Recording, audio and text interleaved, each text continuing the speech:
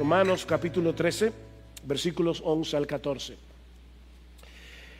Y haced todo esto conociendo el tiempo, que ya es hora de despertaros del sueño, porque ahora la salvación está más cerca de nosotros que cuando creímos. La noche está muy avanzada, el día está cerca. Por tanto, desechemos las obras de las tinieblas y vistámonos las armas de la luz. Andemos decentemente como de día, no en orgías y borracheras, no en promiscuidad sexual y lujurias, no en pleitos y envidias. Antes bien, vestíos del Señor Jesucristo y no penséis en proveer para las lujurias de la carne.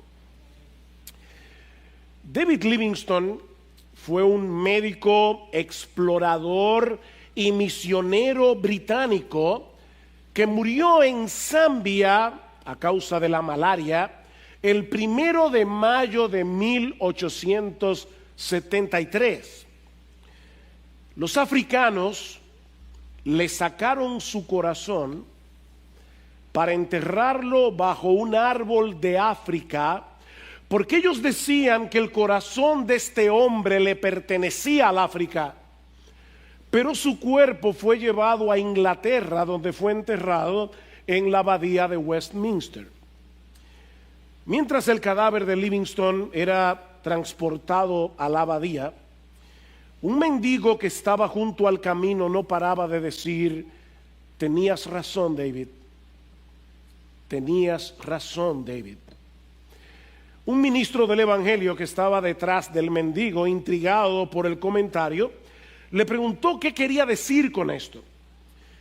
Escuchen lo que el mendigo le respondió: cuando yo era un muchacho, David Livingstone y yo estábamos en la misma clase de escuela dominical. Y estábamos en desacuerdo el uno con el otro, porque yo le decía que la forma de vivir en este mundo era salir allá afuera, formarse un gran nombre y hacerse rico. Pero David me decía: no, la mejor manera de vivir en este mundo es entregarse por entero a Jesucristo, olvidarte de ti mismo lo más que puedas y servirle únicamente a Él. Y ahora, Señor, mientras veo a este hombre que vivió enteramente para el Señor Jesucristo y viendo mi propia vida miserable, no puedo hacer otra cosa que confesar que David Livingstone tenía razón. Porque la vida que vale la pena es una vida de servicio, extenderse para alcanzar a otros, una vida centrada en Cristo, en la cual Dios se lleva la gloria. Y el ministro del evangelio miró al mendigo y le dijo: amigo, ya es hora de que te despiertes del sueño. Citando el pasaje de Romanos que vamos a considerar en la mañana de hoy. Mis hermanos, la perspectiva que estos dos hombres tenían cuando eran muchachos, sentados en la misma clase de escuela dominical, la perspectiva que estos dos muchachos tenían de la realidad los guió por dos caminos totalmente opuestos entre sí. Uno se entregó por entero para hacer aquello que tiene valor eterno. El otro desperdició y desgració su vida por completo, porque estaba dormido a las cosas que realmente importan. Mis hermanos, tú y yo necesitamos una correcta perspectiva de la realidad. Necesitamos perspectiva. Y eso es precisamente lo que Pablo nos provee en este pasaje que vamos a estudiar en la mañana de hoy. Ahora, antes de entrar directamente en el contenido de nuestro texto, yo quiero que noten las palabras con las que Pablo introduce esta última exhortación en el capítulo 13. La Biblia de las Américas lo traduce: y haced todo esto. Pero si ustedes miran con cuidado sus Biblias, se van a dar cuenta que el haced todo está en bastardilla.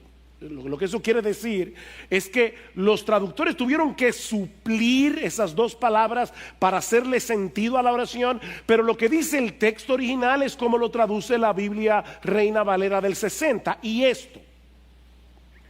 esto, pero ahora, ¿qué es esto? Bueno, es posible que Pablo se esté refiriendo a la exhortación al amor que nosotros vimos la semana pasada en los versículos 8 al 10. Amen al prójimo como a sí mismos, no solamente porque el amor es el cumplimiento de la ley, sino también porque conocemos este tiempo. Pero es posible también que Pablo se esté refiriendo a todas las exhortaciones comprendidas en los capítulos 12 y 13 que hemos visto desde hace unas semanas para acá. Ahora, estas dos perspectivas del texto no tienen mucha diferencia, porque en los capítulos 12 y 13 Pablo insiste en el tema del amor. Noten lo que dice Pablo en el versículo 1. Por consiguiente, Romanos 12:1, hermanos, os ruego por las misericordias de Dios que presentéis vuestros cuerpos como sacrificio vivo y santo, aceptable a Dios, que es vuestro culto racional. Y no os adaptéis a este mundo, sino transformaos mediante la renovación de vuestra mente. Déjense transformar en la renovación de vuestra mente para que verifiquéis cuál es la voluntad de Dios, lo que es bueno, aceptable y perfecto. En otras palabras, lo que Pablo está diciendo aquí es por todo lo que Dios ha hecho a nuestro favor mediante la persona y la obra de nuestro Señor Jesucristo. Entréguense por entero a Él y déjense transformar. Que vuestra mente sea transformada. Pero noten que Pablo dice: yo les ruego esto por las misericordias que Dios ya les dio. Mis hermanos, los cristianos no vivimos de cierta manera para tratar de alcanzar el favor de Dios, sino porque ya fuimos favorecidos por Él de pura gracia, solo por Cristo, solo por medio de la fe. Nuestra vida cristiana se encuentra anclada en el pasado, en esa obra perfecta de salvación que Dios llevó a cabo por medio de la encarnación, muerte, resurrección y ascensión de nuestro Señor Jesucristo. Es imposible vivir la vida cristiana si no tenemos un claro entendimiento del evangelio y si no traemos ese evangelio a nuestras mentes una y otra vez. Mis hermanos, los creyentes necesitamos mirar constantemente hacia el pasado, a la obra perfecta de Cristo en la cruz, si queremos vivir para la gloria de Dios. Pero cuando llegamos al final del capítulo 13, Pablo nos da una serie de exhortaciones que debemos obedecer por lo que va a suceder en el futuro. Yo tengo mucho interés en la mañana de hoy en que ustedes puedan ver todas las conexiones que Pablo hace en este texto. Debemos anclar nuestras vidas en las misericordias de Dios, lo que ya Dios hizo a nuestro favor en Cristo. Pero ahora Pablo nos va a exhortar a vivir de cierta manera por lo que va a suceder en el futuro. El cristiano mira continuamente hacia atrás a la obra perfecta de Cristo y a lo que ya somos en Él, pero también mira hacia adelante a lo que llegaremos a ser cuando Él regrese en gloria. Y a la luz de esa realidad, Pablo nos dice ahora que debemos despertarnos del sueño conscientes de que nos acercamos cada vez más a la consumación final de nuestra redención. Vean otra vez el versículo 11. Y haced todo esto conociendo el tiempo, que ya es hora de despertaros del sueño. Ustedes ven esos padres que se acercan por la mañana el lunes al niño y le dice: Manuel, levántate que ya es hora de ir a la escuela. El niño abre los ojos, mira al papá, pero inmediatamente el papá sale de la habitación, el niño se vuelve a dormir. Así que el papá tiene que regresar otra vez y decirle: Manuel, se está haciendo tarde, ya está llegando la hora de la escuela. Bueno, Pablo está diciendo: ya es hora de despertaros del sueño. Miembros de Iglesia Bíblica del Señor Jesucristo, es hora de despertar. ¿Por qué? Porque ahora está más cerca la salvación de nosotros que cuando creímos. La noche está muy avanzada y se acerca el día. Pablo está asumiendo aquí que los creyentes tenemos una perspectiva clara del tiempo característico en que vivimos. Y él no se está refiriendo al tiempo que nosotros medimos cronológicamente con el reloj. En griego hay dos palabras, cronos y kairos. No es el tiempo cronos que yo puedo medir con las manecillas del reloj. Es el tiempo de oportunidad. Es esta era en la que nosotros vivimos. Esta era comprendida entre las dos venidas de Cristo. Ya Cristo llevó a cabo su obra de redención a favor de su pueblo, de manera que en el momento de nuestra conversión fuimos justificados por la fe. Ya fuimos declarados justos en el tribunal de Dios. Ya no hay condenación para aquellos que están en Cristo Jesús, como dice Pablo en Romanos 8:1. Mis hermanos amados, todos nuestros pecados fueron perdonados. Fuimos adoptados por Dios como sus hijos. Ya disfrutamos ahora del don de la vida eterna en Cristo. Pero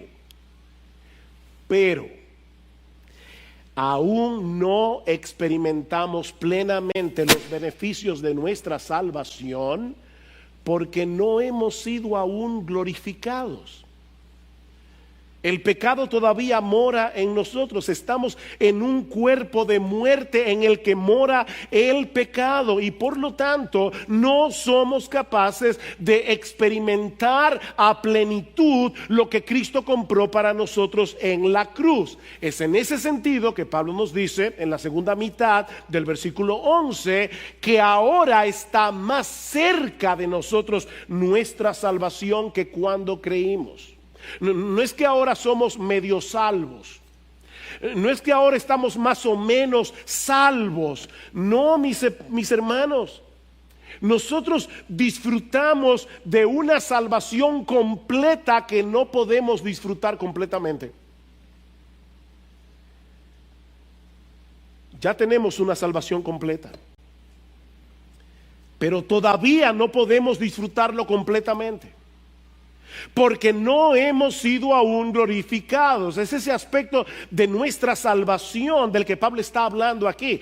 Cada día que pasa, nosotros nos acercamos a ese glorioso día, a la segunda venida de Cristo, cuando todas las células cancerosas del pecado serán eliminadas para siempre, cuando nuestros cuerpos serán transformados semejante al cuerpo de Cristo en su resurrección, y entonces podremos disfrutar de una plena comunión con Dios en su presencia por los siglos de los siglos. Eso está cada vez más cerca, hermanos. No por la pandemia. Pablo dijo hace 2000 años, esto está cada vez más cerca. Nosotros estamos mucho más cerca de nuestra redención final, mucho más cerca de la transformación de nuestros cuerpos, mucho más cerca de la completa santificación de nuestras almas. Estamos cada vez más cerca. Nuestra ciudadanía está en los cielos, dice Pablo en Filipenses capítulo 3, versículo 20, de donde también esperamos al Salvador, al Señor Jesucristo, el cual transformará el cuerpo de la humillación nuestra para que sea semejante al cuerpo de la gloria suya. ¿Cuándo va a suceder eso? En la segunda venida de Cristo. Hay una conexión entre estos dos eventos, la venida de Jesús y nuestra glorificación. Cuando Él vuelva, seremos como Él en santidad. Es lo mismo que Juan nos dice en 1 de Juan capítulo 3, amados, ahora somos hijos de Dios. ¿Ven? No es que estamos viendo a ver si tal vez cuando lleguemos al cielo nos digan que nosotros estamos escritos en el libro de la vida. No. Ya somos, si tú has creído en Cristo, si tú te arrepentiste de tus pecados, ya somos hijos de Dios. Y aún no se ha manifestado lo que habremos de ser. Pero sabemos que cuando Él se manifieste seremos semejantes a Él, porque le veremos tal como Él es. Ese es el tiempo intermedio en que vivimos, ¿ven? Ya Cristo vino, ya Cristo llevó a cabo la salvación de su pueblo. Pero estamos a la espera de que Él regrese para que podamos disfrutar plenamente de los beneficios de nuestra salvación. Eso es lo que algunos teólogos han llamado el ya y el todavía no del reino de los cielos. El ya y el todavía no. ¿Estamos en el reino? Sí. ¿Estamos esperando el reino? Sí. El ya y el todavía no. Mis hermanos, cuando Cristo asumió una naturaleza humana en el vientre de María, la eternidad penetró en el tiempo. Y el reino de Dios se hizo presente en este mundo caído. Porque el Rey llegó.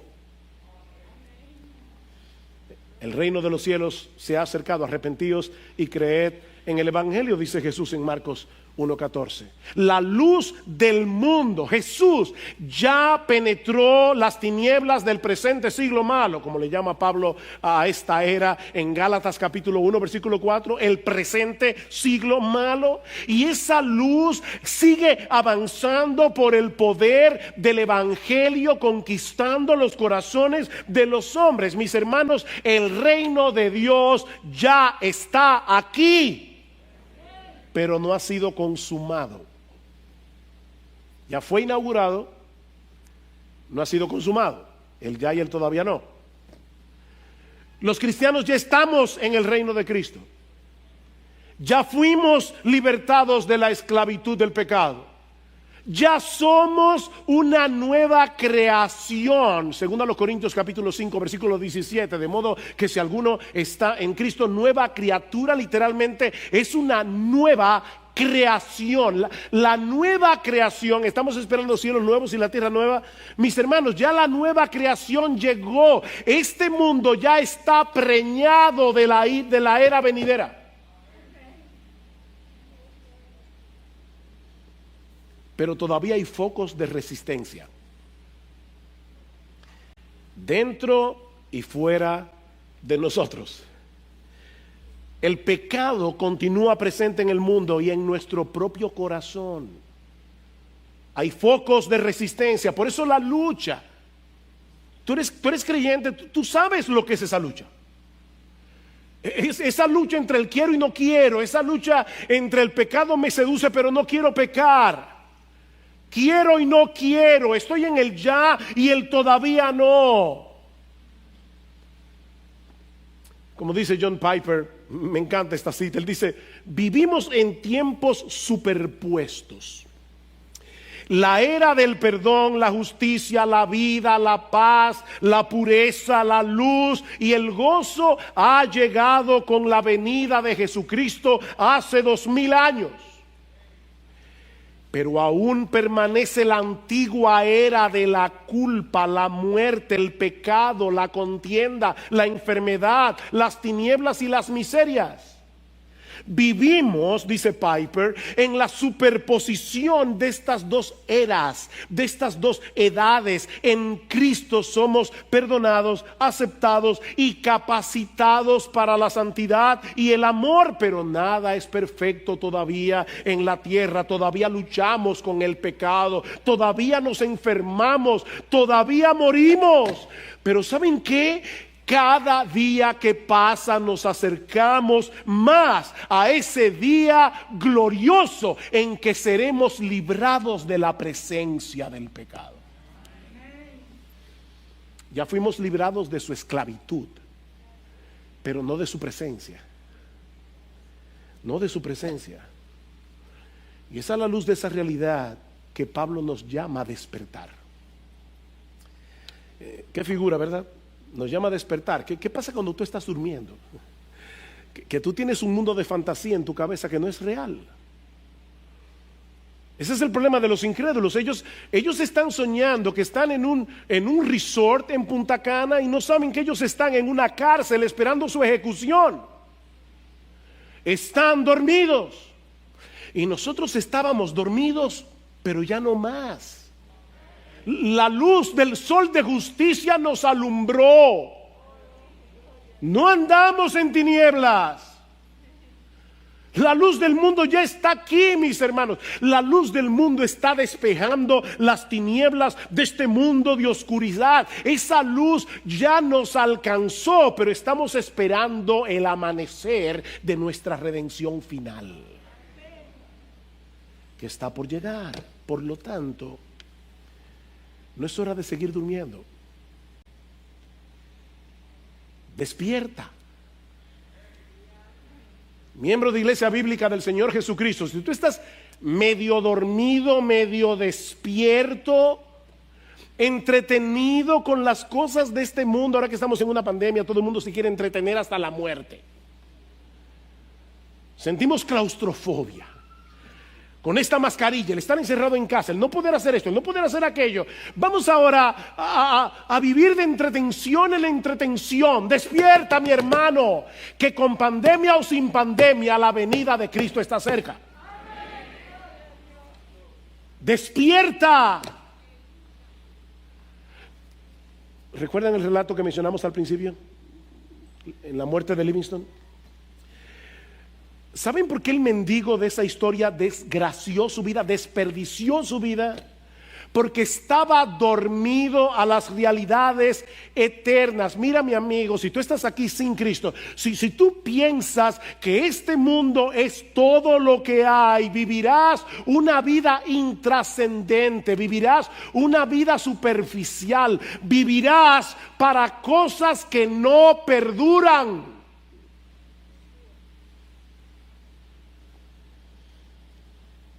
Me acuerdo, me vino a la mente ahora una historia que mi papá nos hacía cuando éramos niños, de un hombre que estaba afanado, obsesionado, porque él quería una finquita. Quiero tierra, quiero tierra. Un hombre le dijo, mira, vamos a hacer un trato. Ponte en el medio de mi finca. Comienza a correr en círculos cada vez más amplios hasta que yo te diga, o hasta que tú no aguantes más, y toda la tierra que abarques será tuya. El individuo comenzó a correr, a correr, a correr, y mientras más grande era el pedazo de tierra, más quería. Tenemos una sanguijuela, ¿verdad?, que dice más, más. Al final le dio un infarto y se murió. Y alguien preguntó por curiosidad, y por fin, ¿cuánta tierra logró abarcar? Dice 7 metros. ¿Dónde lo enterraron? Eso fue todo lo que tuvo. 7 metros de tierra. Los incrédulos tratan en vano de construir un cielo aquí. ¿Saben por qué? Porque ellos no tienen otro cielo. Pero los cristianos tenemos otra perspectiva de la realidad, dice Pablo. tenemos otra perspectiva. Ustedes conocen el tiempo en que vivimos, dice Pablo. Cristo vino la primera vez, nos rescató de las tinieblas, nos libró de la esclavitud del pecado. ¿Para qué? Para que podamos vivir para Dios. Pero Él viene por segunda vez. Y cuando eso ocurra ya no habrá muerte, ya no habrá dolor, ya no habrá pecado, ya no habrá culpa. Mis hermanos, ya no habrá tentación. Wow, qué glorioso. Ni siquiera habrá tentación. Todo el mal que se introdujo en el mundo después de la caída desaparecerá para siempre. Y ahora yo te pregunto, a ti que profesas ser cristiano, ¿tú crees eso? ¿De verdad tú crees eso? Porque si tú eres creyente, si tú eres un verdadero creyente, no solo deberías creerlo, deberías vivir de tal manera que refleje la verdad de lo que eres y de lo que esperas ser cuando Cristo vuelva.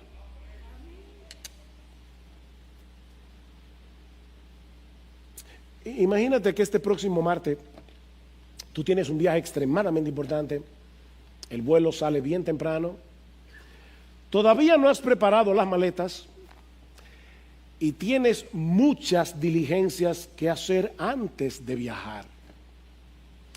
Mire, esa realidad, lo que va a suceder el martes, va a dominar lo que vas a hacer el lunes. ¿No es así? No hay tiempo que perder. El futuro determina tu presente. Todo depende de lo que tú tienes en tu futuro en la cabeza. Y eso es precisamente lo que Pablo nos está diciendo aquí. Este pasaje es una llamada despertadora. A veces uno está en un hotel, llama a la recepción y dice, por favor, a las 5 de la mañana, háganme una llamada despertadora. Si se me va el reloj y me quedo dormido, voy a perder lo que sea. Un viaje, cualquier cosa. Este pasaje es una llamada despertadora para que no vayamos por la vida en pijama, medio despiertos, sino completamente alertas a la luz del hecho de que nos estamos acercando cada vez más y más al día de nuestra glorificación. Eso tiene que impactar tu vida aquí y ahora, si tú de verdad lo crees. Lo que nos lleva a la segunda enseñanza de nuestro pasaje. Ya hemos visto aquí que Cristo nos rescató del reino de las tinieblas, que Cristo nos introdujo en el reino de su luz y que en su segunda venida seremos glorificados. En otras palabras, estamos despiertos a la realidad de nuestra nueva identidad en Cristo. Pero ahora Pablo nos exhorta a vivir en la práctica en una forma coherente con esa nueva identidad. Vean una vez más el versículo 12. La noche está muy avanzada, el día está cerca, por tanto, ya les dije, ustedes conocen el tiempo, ya ustedes saben lo que somos en Cristo, ya ustedes saben lo que seremos cuando Él regrese. Por tanto, desechemos las obras de las tinieblas y vistámonos con las armas de la luz. Andemos decentemente como de día, no en orgías. La palabra literal allí no es tanto orgía, sino más bien rebeldía, es parranda. De hecho, la palabra griega se puede traducir parranda, es la vida loca, para ponerlo en un lenguaje más actual. Todo lo que está asociado con la borrachera. No en rebeldías y borracheras, no en promiscuidad sexual y lujurias, no en pleitos y envidias, antes bien vestíos del Señor Jesucristo y no penséis en proveer para las lujurias de la carne. ¿Ustedes se dieron cuenta cómo Pablo intercala en este texto lo negativo con lo positivo? Él va de una parte a la otra. No hagan esto, hagan esto. Por cuanto fuimos rescatados de este mundo de tinieblas y estamos a la espera de nuestra glorificación, hay algo que debemos desechar, hay algo que debemos ponernos, hay algo que debemos quitarnos, hay algo de lo cual debemos vestirnos. Los cristianos debemos desechar las obras de las tinieblas por la sencilla razón de que ahora estamos en luz. Andemos como de día. Nosotros no somos de la noche. Pablo dice en Efesios capítulo 5 versículo 8: antes ustedes erais tinieblas, pero ahora sois luz en el Señor, andad como hijos de luz. Ustedes sois luz, andad como hijos de la luz. En otras palabras, debemos ser coherentes con nuestra nueva identidad en Cristo. Vistámonos las armas de la luz. ¿Por qué? Porque nosotros somos hijos de luz. Y andamos en luz, andamos de día. Eso es exactamente lo mismo que dice Pablo en el pasaje que Marcos leyó al principio del servicio de adoración, 1 Tesalonicenses capítulo 5. Mas vosotros, hermanos, no estáis en tinieblas, hablando del día de la segunda venida, para que el día de la segunda venida de Cristo os sorprenda como ladrón. Ustedes no están dormidos, están esperando la llegada de su Salvador, porque todos vosotros sois hijos de la luz, sois hijos del día, no somos de la noche ni de las tinieblas, no somos de la noche, no somos de las tinieblas, por tanto no durmamos como los demás. Este pasaje como un comentario ampliado de Romanos 13. No durmamos como los demás, sino estemos alertas y seamos sobrios, porque los que duermen de noche duermen, y los que se embriagan de noche se embriagan. Los incrédulos están dormidos a las realidades eternas. Ellos están dormidos a la hermosura de Jesús. Ellos no pueden contemplar su gloria. Ellos están dormidos al hecho de que la verdadera vida, el verdadero deleite, la verdadera satisfacción únicamente se encuentra en Jesús. Yo he venido para que tengan vida y para que la tengan en abundancia.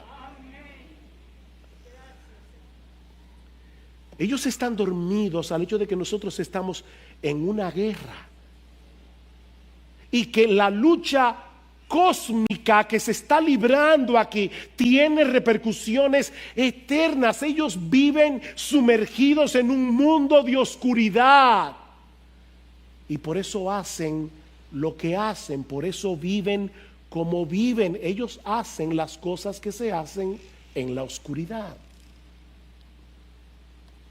Me impactó este pasaje de Job 24:15. Él dice que el ojo del adúltero espera al anochecer, diciendo: ningún ojo me verá. En la oscuridad minan las casas y de día se encierran. Ellos no conocen la luz, porque para él, para el impío, para el adúltero, para el ladrón, para el que se emborracha, para él la mañana es como densa oscuridad, pues está acostumbrado a los terrores de la densa oscuridad. ¡Wow! ¡Qué descripción! Ellos viven en una densa oscuridad y hacen las cosas que la gente hace en tinieblas. Pero mis hermanos, ese no es nuestro caso. Ese no es nuestro caso. Los cristianos somos hijos del día. Por medio del poder del Evangelio, el Espíritu Santo iluminó nuestro entendimiento para que andemos en luz. Debemos vestirnos las armas de la luz. Y en un momento yo le voy a decir qué es eso. Pero la razón es porque ya pertenecemos al reino de la luz. ¿Se dan cuenta, hermanos, que lo que Pablo está diciendo aquí es: mira lo que tú eres? y vive conforme a tu nueva identidad. Ustedes eran tinieblas. Ahora ustedes sois hijos de la luz. Ustedes son hijos del día. Vivan de día. Quítate la pijama, despierta. Y vístete las armas de la luz, porque esto no es un picnic, esto es una guerra.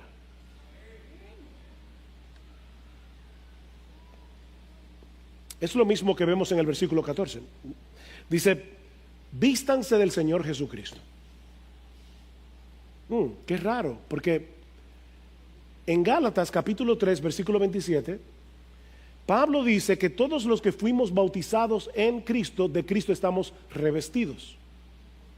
Eso ya pasó cuando nos convertimos al Señor. Nuestro bautismo en agua no es más que un símbolo de la realidad de que todos nosotros ya estamos vestidos de Jesús.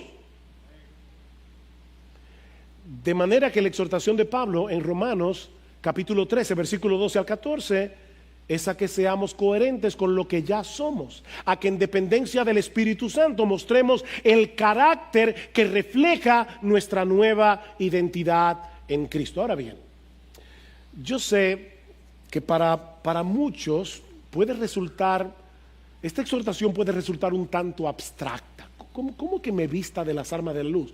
¿Cómo yo me visto de Jesucristo en la práctica? Déjenme poner estas exhortaciones en términos más concretos. Debemos vestirnos de las armas de la luz y del Señor Jesucristo. ¿Qué significa eso en la práctica? Escuchen lo que Pablo continúa diciendo en el pasaje de Primera Tesalonicenses. Yo le dije que ese pasaje es un comentario de Romanos 13. Pero puesto que nosotros somos del día, seamos sobrios, habiéndonos puesto la coraza de la fe y del amor, y por yelmo la esperanza de la salvación. Pablo dice en Romanos las armas de la luz, ahora nos dice, por lo menos menciona dos piezas de esa armadura: la coraza, que cubre aquí, el yelmo que cubre la cabeza. Pero al mismo tiempo Pablo no lo deja ahí, sino que nos explica en términos prácticos lo que esas dos piezas significan: fe, esperanza y amor. ¿Se dieron cuenta? Habiéndonos puesto la coraza de la fe y del amor, y por yelmo la esperanza de la salvación. ¿Cuáles son las armas de la luz? La fe, la esperanza y el amor. Déjenme hacerles ahora una pregunta. Mis hermanos, ¿en quién descansa nuestra fe si somos cristianos?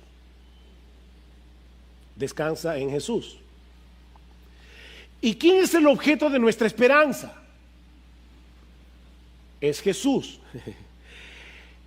¿Y quién es el objeto de nuestro amor?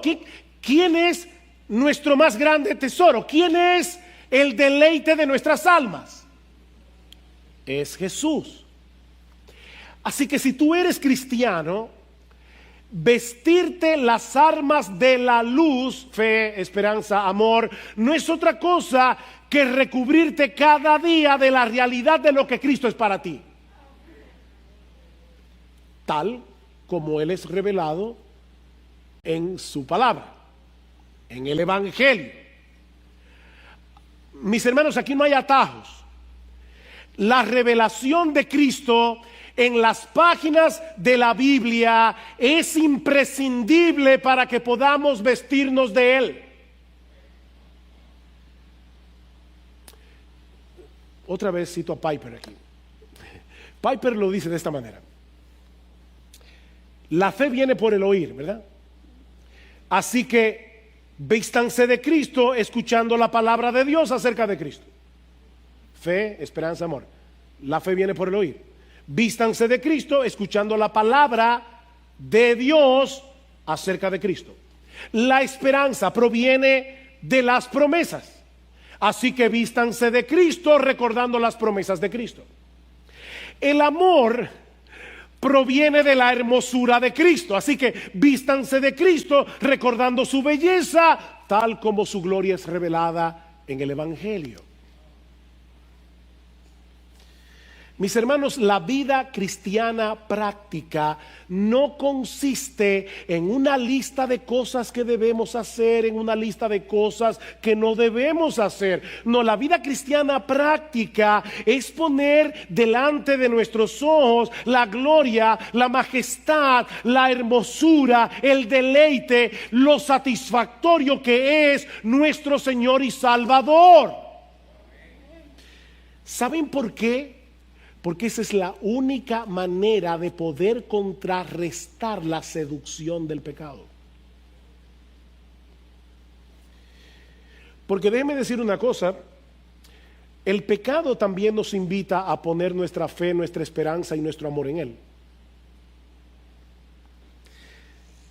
Créeme, si te rebelas contra los mandamientos de Dios y decides obedecerme, te prometo que tendrás una vida más plena, tendrás una vida más feliz.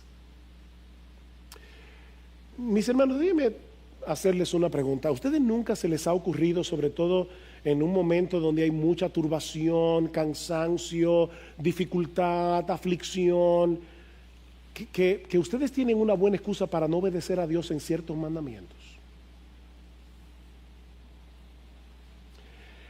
Miren, eso es muy sutil, pero en el fondo del corazón nosotros pensamos que ser demasiado obediente no es demasiado bueno. De hecho, hay gente que dicen, mira fulano, tú estás haciendo esto mal, déjame mostrártelo por la Biblia. No, mejor ni me lo muestre. Yo no quiero seguir cargando mi conciencia. Es como ese ejercicio que hemos hecho otras veces, donde uno le dice a las personas, piensa rápidamente, ¿cuáles son las palabras que vienen a tu mente cuando tú escuchas la palabra santidad? Y todo el mundo comienza a decir pureza, obediencia. A nadie se le ocurre decir alegría. Porque nosotros no solemos conectar la santidad con la alegría. Sin embargo, dice la Biblia, tus mandamientos son rectos y por eso alegran el corazón. Yo les he dicho estas cosas para que ustedes tengan mi gozo completo en ustedes mismos. La palabra de Dios da gozo, la obediencia a Dios trae gozo, la obediencia a los mandamientos de Dios trae gozo. Mi amigo, que tú estás aquí en esta mañana sin Cristo, no es el pecado lo que te va a dar una vida feliz. El pecado te va a desgraciar tu vida, son promesas falsas. El pecado no puede dar lo que promete.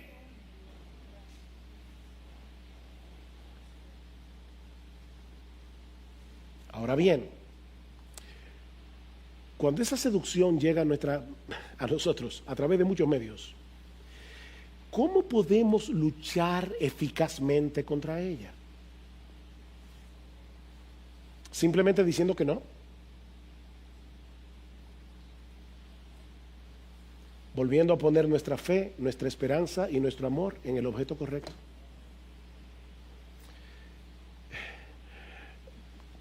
¿Qué dice el autor de la carta a los Hebreos? Hebreos capítulo 12. Despojémonos de todo peso y del pecado que tan fácilmente nos envuelve y corramos con paciencia la carrera que tenemos por delante. ¿Cómo? Puestos los ojos en Jesús, el autor y el consumador de nuestra fe. ¿Ven el punto otra vez? Puestos los ojos en Jesús. Mis hermanos, vean nuestro texto otra vez, Romanos capítulo 13. En el versículo 13, Pablo nos exhorta a andar como de día, y entonces cita algunos de los pecados característicos de este mundo de oscuridad del cual fuimos rescatados. Luego, al final del versículo 14, Pablo nos dice, y voy a citar aquí literalmente el texto, que no debemos entretenernos pensando en cómo vamos a proveer para las lujurias de la carne. No debemos entretenernos pensando en cómo proveer para las lujurias de la carne. Tú estás aquí solo, soltero, soltera. El pecado en ti se revuelve, tú dices yo necesito un compañero, una compañera, estoy en soledad y ahí las lujurias de la carne comienzan a funcionar. ¿Cómo yo puedo suplir esta necesidad que Dios no me está supliendo?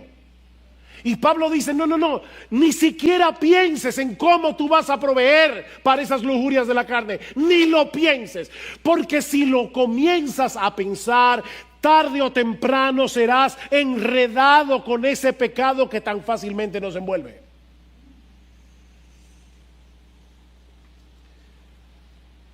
Andemos de día, no en lujurias, no en borracheras, no en envidias, no en pleitos. No pensemos en proveer para la lujuria de la carne, pero en el medio de esas dos exhortaciones, como un sándwich, Pablo nos dice, en cambio, vístanse de Jesús. Vístanse de Jesús. Sí, debemos decirle que no a los pensamientos pecaminosos, desde que se levanten en nuestras mentes, desde que traten de sacar la cabeza, hay que decirles que no. Pero mis hermanos amados, eso no será suficiente a menos que seamos intencionales en vestirnos del Señor Jesucristo. En otras palabras, tomar las Escrituras y volver a poner en Él nuestra confianza, volver a descansar en sus promesas, volver a contemplar su hermosura con los ojos de la fe.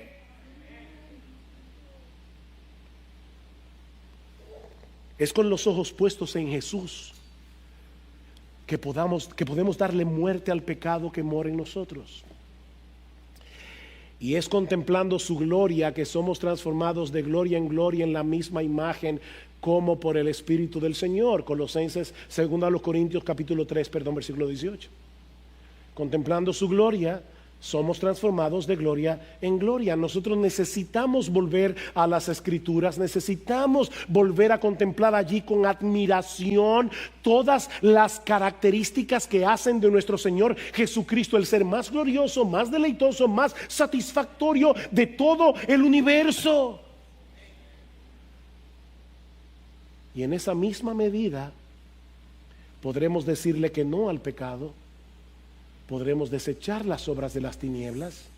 En esa misma medida avanzaremos en el proceso de santificación, que no es otra cosa que parecernos cada vez más a Jesús. Colosenses capítulo 3, versículo 12. Vestíos como escogidos de Dios, santos y amados, revestidos de tierna compasión, bondad, humildad, mansedumbre, paciencia, soportándoos unos a otros y perdonándoos unos a otros si alguno tiene queja contra otro. Como Cristo os perdonó, así también hacedlo vosotros. Y sobre todas estas cosas, vestíos de amor, que es el vínculo de la perfección. ¿Quién es ese? Jesús. Revístanse de Jesús. Él es todo eso que está ahí: tierno, compasivo, bondadoso, humilde, manso, paciente. Él nos soporta. ¿Usted sabe lo que Cristo nos soporta? A ti, a mí, lo que Él nos perdona constantemente a mí. Pero Pablo termina diciendo en el versículo 16 que la palabra de Cristo habite en abundancia en vosotros. Ven, no hay atajo. Sí, vístanse de Jesús, que la palabra de Cristo habite abundantemente en vosotros. Mi hermano, ¿qué tanto tú meditas en la segunda venida de Cristo y la aguardas ansiosamente? Y aclaro, no simplemente para que nos saque de aquí. Cuando la cosa se pone difícil, ¡ay, que venga Cristo! No, yo no me refiero a ese anhelo. Es para que nos libre de la presencia del pecado, de modo que podamos vivir enteramente para Él y en comunión con Él sin el estorbo de nuestra carne pecaminosa. ¿Qué tanto tú sueñas despierto con la llegada de ese día? De verdad, en serio. Hablaba con mi esposa ayer y le decía, wow, yo voy a predicar eso mañana. ¿Y sabes lo que puede pasar? Que yo lo tengo ahora muy pendiente, pero luego viene Romano 14, Romano 15 y uno se va dejando atrás Romano 13. No dejes atrás la segunda venida. No dejes atrás la segunda venida. Pablo dice que nosotros nos convertimos de los ídolos a Dios para esperar de los cielos a sus hijos. Nos convertimos para esperar la segunda venida de Cristo. Cristo viene, mis hermanos.